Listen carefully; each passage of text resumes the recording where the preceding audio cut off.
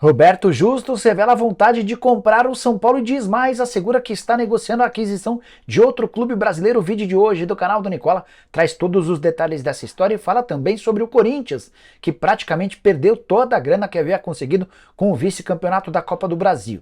Já no Palmeiras, o que há de verdade nesse papo da troca do Ferreira, do Grêmio, pelo Breno Lopes. Falam ainda sobre um pacotão de reforços que pode chegar para o Vasco na próxima temporada, sobre os salários dos principais atletas do Ceará. Você sabe que o vovô caiu e vai precisar abrir mão de vários jogadores, além das últimas do mercado.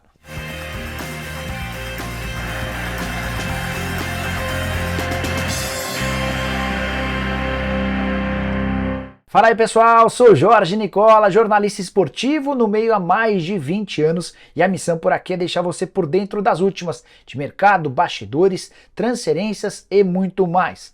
Para não perder nada é super simples, só clicar nesse botãozinho vermelho de inscreva-se, ative também as notificações, beleza? Se curtiu o vídeo ainda deixa like que se ajuda bastante. Quero contar que todo esse conteúdo é um oferecimento de 1xBet, a casa de apostas esportivas que já permite a você apostar na Copa do Mundo. Você sabia que na 1xBet o Brasil é tido como o favorito ao título? É que a vitória do Brasil no Mundial paga R$5 para cada real apostado. Nenhuma outra seleção tem uma cotação tão baixa para o título. O segundo maior favorito, de acordo com a 1xBet, é a Argentina, que paga R$ 6,60. A França aparece na terceira colocação, R$ 6,95 para cada real apostado. Tem ainda a Inglaterra, R$ 8,00, a Espanha com R$ 9,10, a Alemanha R$ 9,80, a Bélgica com R$ 12,00, Portugal e Holanda pagando 13 em caso de título. E você, quem é seu favorito? Entre agora mesmo na 1xBet, já faz seu cadastro e sai apostando na Copa do Mundo.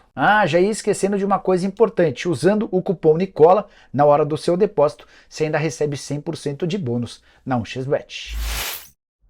Bora começar o vídeo com o tradicional giro de notícias e a primeira informação é sobre o Corinthians, que desmarcou a reunião da próxima quarta-feira, aquela reunião que já causava polêmica interna por conta de uma série de debates propostos para o encontro, entre eles a possibilidade da reeleição para presidente do Willian Monteiro Alves vinha sendo bastante cornetado.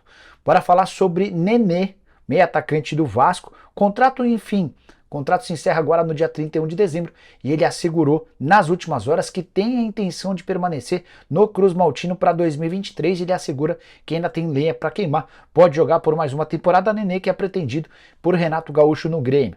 Bora falar agora sobre uma reunião no Flamengo que envolve o empresário de Dorival Júnior, o Edson Codor, com os dirigentes do Fla. Conversei antes de gravar esse vídeo com o Codor, ele havia chegado na noite de quinta-feira ao Rio de Janeiro, portanto o encontro vai acontecer nessa sexta-feira e a tendência é que a renovação seja anunciada muito em breve. Para fechar o giro de notícias, Renzo Saravia, lateral direito argentino do Botafogo, não fica para a próxima temporada. Ele anda meio desanimado com as poucas oportunidades, não entra em campo desde 3 de outubro e vai se aproveitar do fim do contrato para buscar um novo interessado no Brasil ou na Argentina. Queria falar ainda que Aleph Manga renovou o seu contrato com o Coritiba, o grande destaque do Coxa ao longo do Campeonato Brasileiro. Coritiba ainda comprou 50% dos direitos econômicos dele junto ao Volta Redonda por R$2 milhões, mas a tendência é que o Aleph Manga seja negociado em breve com um clube do exterior. E a saideira, o Red Bull Bragantino anunciou na quinta-feira a demissão de Maurício Barbieri. Já estava certo que ele não ficaria para a próxima temporada, o Red Bull adiantou esse expediente e muita gente está especulando que o Alex, ex-técnico das categorias de base do São Paulo, pode ser contratado para o seu lugar. Formação que eu tenho é diferente. Pepa ou Ricardo Soares, 2 treinadores portugueses, são os favoritos para assumir o comando do time de Bragança Paulista. Speed Mendonça no São Paulo, Vina no Palmeiras, Lima no Corinthians, enfim, especulações envolvendo jogadores do Ceará não faltaram nos últimos dias e deve ser assim para as próximas semanas. Tudo porque o Ceará foi rebaixado e o vovô não terá condição de manter a atual folha salarial de algo na casa dos R$5.200.000. O que eu fiz? Conversei com uma pessoa que trabalha no Ceará e vou trazer a partir de agora os salários e a condição contratual dos jogadores mais desejados do vovô. Começando pelo Vina, 31 anos de idade, ele é o atleta mais caro do futebol cearense, embolsa R$600 mil por mês, contrato até dezembro de 2024. Steven Mendonça, o mais desejado de todos, 30 anos de idade, salário de R$350 mil por mês, contrato somente mais uma temporada. Nas últimas semanas, 3 times da Arábia Saudita chegaram a fazer proposta e o Ceará recusou a melhor delas de 2,5 milhões de dólares. Lima, meio atacante, 26 anos de idade, R$300 mil por mês de salário, é outro cujo contrato se encerra em 1 ano. Bruno Pacheco, lateral esquerdo, 30 anos de idade, R$200 mil por mês de salário, contrato até dezembro de 2023. João Ricardo, muito bom goleiro, 34 anos de idade, está livre. O contrato se encerra agora em 31 de dezembro, ele já pode assinar com quem bem entender, como eu contei, R$200 mil por mês de salário. Tem também o Fernando Sobral, meio atacante, 27 anos de idade, outro que vira e mexe, é cobiçado por clubes do Sul e do Sudeste, R$180 mil por mês de salário, vínculo até dezembro de 2024. Nino Paraíba, bem mais veterano, 36 anos de idade, lateral direito, só R$100 mil por mês de salário, tem mais 1 ano de contrato. Eric, atacante, jovem, 24 anos de idade, formado na base do Náutico, ganha só, entre aspas, R$90 mil por mês, tem contrato por mais 1 ano. Fechando a lista de bons jogadores do Ceará que podem deixar o clube, Luiz Otávio, capitão, que em outros momentos recebeu propostas oficiais de Grêmio, Flamengo e Corinthians, tem contrato por mais uma temporada, 34 anos de idade, com um salário de R$150 mil por mês. Seu companheiro de zaga, bem mais novo, Messias, 28 anos de idade, R$100 mil por mês de salário, também contrato até dezembro do ano que vem. Bora te ajudar a entender por que o nome do Marinho passou a ser especulado em vários clubes de futebol do Brasil nos últimos dias, entre eles Cruzeiro, Bahia e Atlético Paranaense. Jogador de 32 anos de idade, não fez uma temporada como se imaginava com a camisa do Flamengo, havia sido comprado em janeiro por R$7 milhões junto ao Santos, 42 partidas, 22 como titular, 20 como reserva. Só 6 gols marcados e 6 assistências, vai para o último ano de contrato com o Flamengo e se depender de parte da diretoria, não fica para 2023. A avaliação é de que o custo-benefício dele não é bom, ganha na casa dos R$800 mil por mês, incluindo salários, direitos de imagem e luvas. E é esse valor que pode dificultar a saída do Marinho. Nem o Cruzeiro, nem o Atlético Paranaense, tampouco o Bahia serão capazes de desembolsar tanto dinheiro. Que o Flamengo está atrás de um atacante para a posição do Marinho, isso não é novidade. Entre as opções, o Arthur, do Red Bull Bragantino, é um dos alvos. Se o Flamengo avançar na contratação de um ponta, aí sim, a situação do Marinho vai ficar ainda mais complexa na Gávea, permitindo que o Flamengo tope até emprestar o jogador e ajudar com parte dos salários, mas isso não deve acontecer tão cedo. Você que se animou com a possibilidade do seu time contratando o Marinho, vai precisar esperar mais um pouco. Bora falar sobre o pacotão de reforços do Vasco. Poucos clubes brasileiros andam agitando tanto o mercado quanto o Cruz Maltino, que tem o apoio da 777 na busca por contratações. Primeiro nome oficial para 2023 já está fechado, Júnior Urso, volante de 33 anos de idade, ótimas 3 temporadas pelo Orlando City dos Estados Unidos.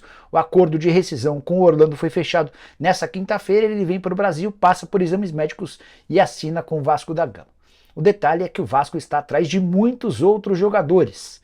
Cruz Maltino já fez proposta ao Caxias Reysol para compra em definitivo do Pedro Raul, tem interesse no goleiro Agustin Rossi do Boca Juniors, no lateral esquerdo Juninho Capixaba, que fica livre do contrato a partir de fevereiro, tem vontade também de contratar Terans, meio atacante do Atlético Paranaense, esse bem mais caro, o Furacão quer $6 milhões, fala-se também em Oscar. Se o meio atacante conseguir a rescisão do contrato no Xangai Port, o Vasco é um dos interessados, isso sem falar em Juan Quinteiro, meio atacante colombiano que está emprestado ao River Plate, não ficará na Argentina e deverá voltar para a China.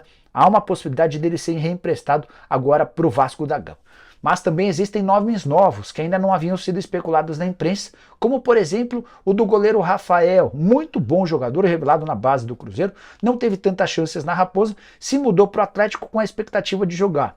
Acabou que o Everson foi contratado mais ou menos na mesma época e o Rafael segue no banco de reservas, contrato longo até 2025. O Vasco fez uma sondagem, mas não apresentou proposta.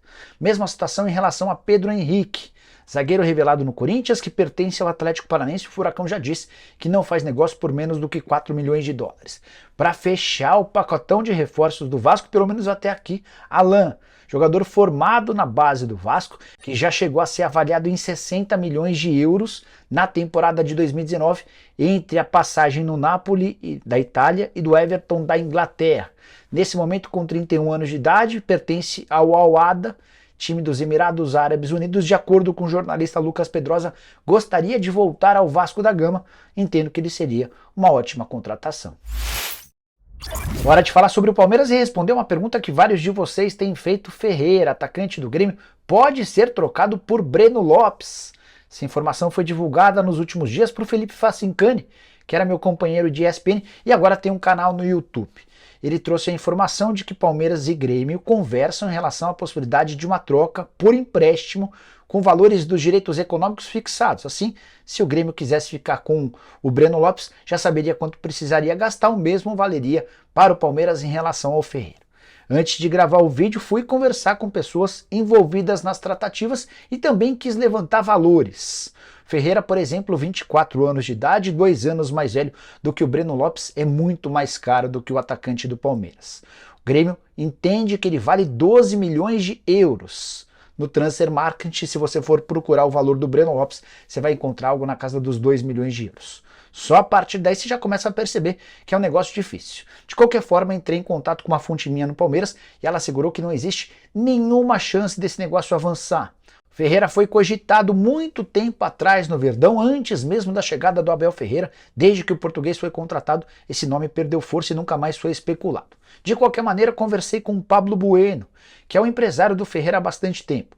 Pablo assegurou que não tem tratativas com o Palmeiras, ele disse mais. Garantiu que a ideia é ficar no Grêmio, recuperar o jogador para que ele possa ser vendido na janela de julho para o futebol europeu, ideia que é compartilhada pelo tricolor gaúcho. Hora de falar sobre Roberto Justus, um dos empresários e apresentadores mais conhecidos do país. Ele deu uma entrevista nas últimas horas ao Flow, assegurando que gostaria de comprar o São Paulo, seu clube do coração. Ele disse também que tem negociações avançadas para adquirir um outro clube brasileiro. Quero trazer as frases para vocês, frases bastante importantes. A primeira delas foi a seguinte, abre aspas: eu não vou comprar o São Paulo, infelizmente, por enquanto, porque não está à venda, mas se estivesse, eu montaria uma estrutura para comprar, como estou montando para adquirir um outro time que não posso revelar agora. Só para ilustrar essa primeira frase, o Justus não pode comprar o São Paulo porque o tricolor não é uma SAF. Tenho contado para vocês sobre as enormes dificuldades para aprovação da Sociedade Anônima do Futebol dentro do Morumbi.